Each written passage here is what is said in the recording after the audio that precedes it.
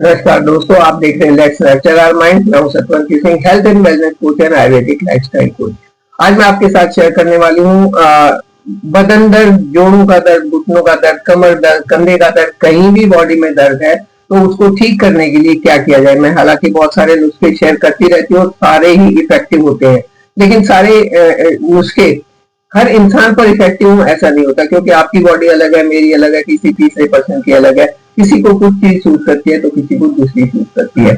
मैं आपके साथ ऐसे सिंपल नुस्खे शेयर करती हूँ कि आप उन्हें अपना कर देख सकते हैं, आप उन्हें ट्राई करके देख सकते हैं, क्योंकि साइड इफेक्ट उनका कुछ भी नहीं है, खर्चा उन पर कुछ नहीं आता है। अगर वो आपको सूट करे तो कंटिन्यू कर सकते हैं और उस दर्द से छुटकारा पा सकते हैं।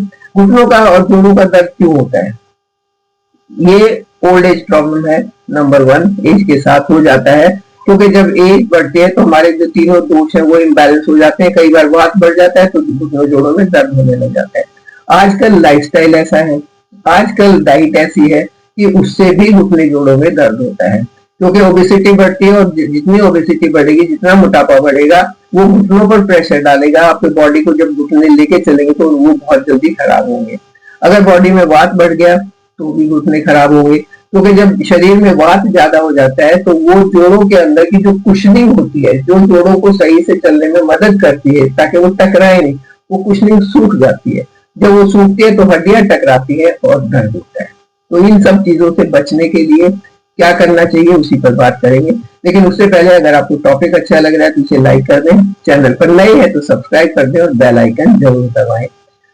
आज का जो नुस्खा है वो लगाने का नुस्खा है, खाने का नहीं है, लगाने का नुस्खा है। उसको कैसे बनाना है ये चीज इंपॉर्टेंट है, क्योंकि बनाने का तरीका सही नहीं हुआ तो भी वो नुस्खा काम नहीं करेगा, और लगाने का सही नहीं हुआ तब भी वो नुस्खा काम नहीं करेगा।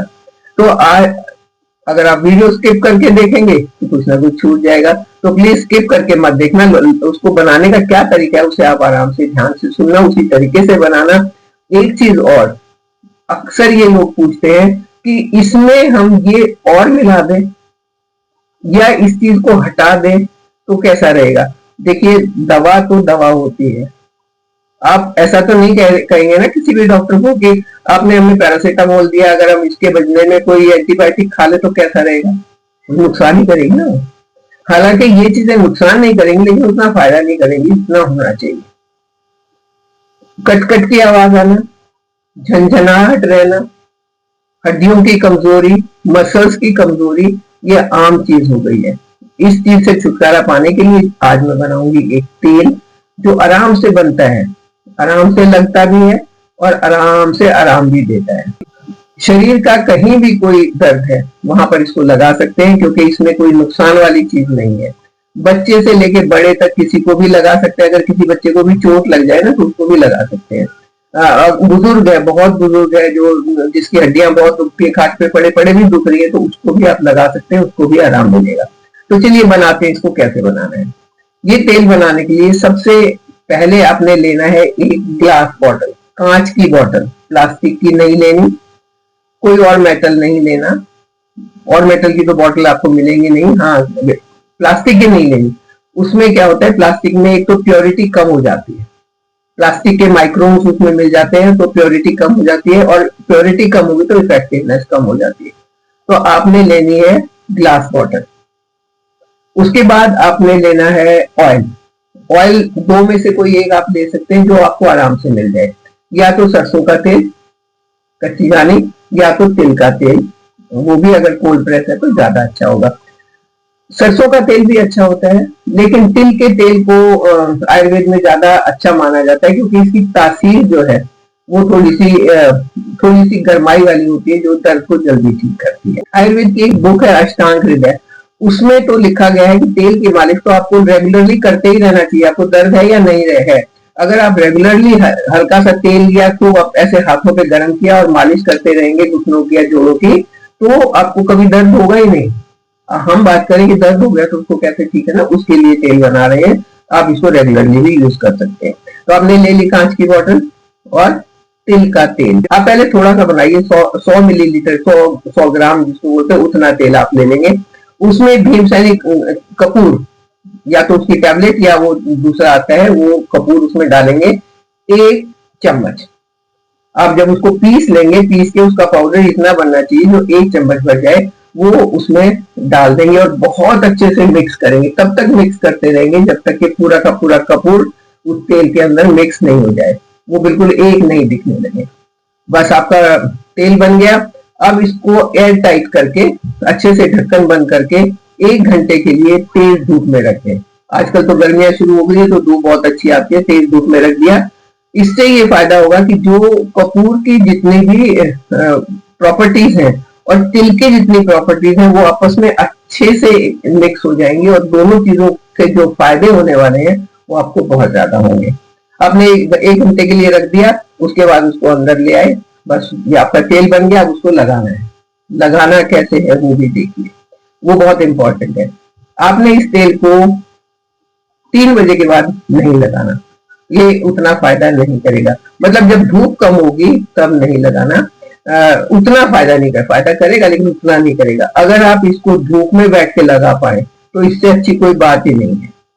आप लगाने से पहले आधा घंटा इसको धूप में रख दें, हल्का सा गर्म हो गया, गर्म नहीं भी हुआ तो सन चार्ज हो गया, सूरज की किरणों से जो एक एनर्जी आई वो उस तेल के अंदर आ गई और वो तेल सन चार्ज होने के कारण 10 गुना ज्यादा इफेक्टिव हो गया। तो आपने आधा घंटा उसको तेल में धूप में रखा, फिर अपने हाथ पर लिया, या तो आप धूप में बैठ के लगा रहे हैं तो बहुत अच्छी बात है, नहीं तो अपने हाथों को ऐसे गर्म कर करके फिर लगाना है आपने उस तेल को। मान लो कोहनी में दर्द है तो यहाँ आराम से मालिश करो, 5 से 7 मिनट मालिश करी, फिर थोड़ा सा लिया, फिर से मालिश करी। कोहनी में है या घुटने में है, जहां भी दर्द है, जहां लाली है, जहां स्वेलिंग है, वही आपने मालिश करनी है। अगर आप, मैं I am repeating it again, अगर आप धूप में बैठ के कर पाते हैं तो बहुत फायदा होगा। नहीं कर पाते हैं तो छाया में करिए, लेकिन सन चार्ज जरूर कर लेते हैं। तिल का तेल बहुत अच्छी औषधि बन जाता है। उसमें कपूर डाला है, कपूर उसकी औषधि के गुण को और बढ़ाता है। आजकल तो कपूर को वैसे भी यूज करते हैं, जो लोग पहाड़ों पर चढ़ते हैं या जो लोग जिनको ज्यादा तेज चलने का काम होता है वो कपूर को यूज करते हैं ताकि उनका सांस लेने में जो हाइट पर जाके एक सांस लेने में प्रॉब्लम होती है वो ना हो। ये ऑक्सीजन के फ्लो को तेज करता है। जब आप इसकी मालिश करेंगे तो वहां पर भी आपकी नसों में ऑक्सीजन और ब्लड जो है वो अच्छे से सर्कुलेट होगा और आपका दर्द कम हो जाएगा। ये तो हो गया तेल बनाने और तेल लगाने का तरीका, ये आपको बहुत फायदा करेगा। कुछ चीजों के परहेज करने भी जरूरी है। जब दर्द होता है तो परहेज जरूर होता है, और आयुर्वेद में तो कई चीजों के परहेज बताते हैं। जैसे आपने खट्टा नहीं खाना, अगर घुटनों जोड़ों में दर्द है तो खट्टा नहीं खाना।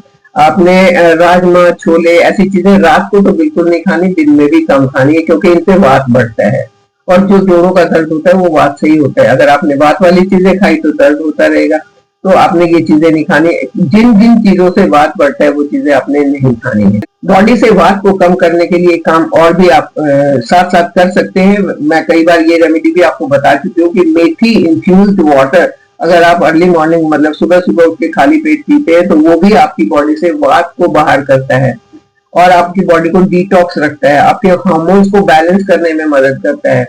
तो वो पानी भी अगर आप पीते हैं, आप मालिश भी कर रहे हैं, ये वाला तेल भी आपने बना लिया, साथ में आपने 1-2 परहेज भी कर लिया और आपने जो ये मेथी वाला पानी है वो पीना शुरू किया, तो देखिए आपका यूं दर्द गायब होगा। यूं आप हैरान रह जाएंगे कितनी जल्दी आपको फायदा हो गया। किसी के घुटने बिल्कुल भी बैठ गए ना, उसको भी इस तेल से फर्क पड़ेगा, बहुत फायदा होगा।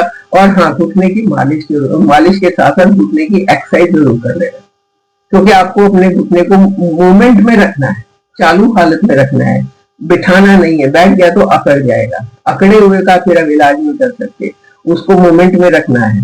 तो ये आसान सा तेल बनाने का तरीका, लगाने का तरीका मैंने आपको बता दिया है। बस अब तो आपको आगे मेहनत करके लगाना है इसे और अपने आप को ठीक रखना है, और ठीक रखते हुए अपने साथ बने रहिए। चैनल को सब्सक्राइब कीजिए। Thank you. हाँ, कमेंट करके जरूर बताना कि तीसरे चौथे दिन से ही आपको कितना फायदा हुआ। मैं गारंटी के साथ कहती हूँ कि तीसरे चौथे दिन से ही आपको बहुत बहुत ज्यादा फायदा होने वाला है। मैंने देखा है कि कुछ लोगों को जिसको ऑपरेशन भी बता दिया, अगर उन्होंने रेगुलरली इस तेल का यूज किया है तो उनके घुटने ठीक हो गए बिना ऑपरेशन के। तो करिए अपने घुटनों को बिना ऑपरेशन के सही। मेरे साथ बने रहिए, चैनल को सब्सक्राइब कीजिए। Thank you.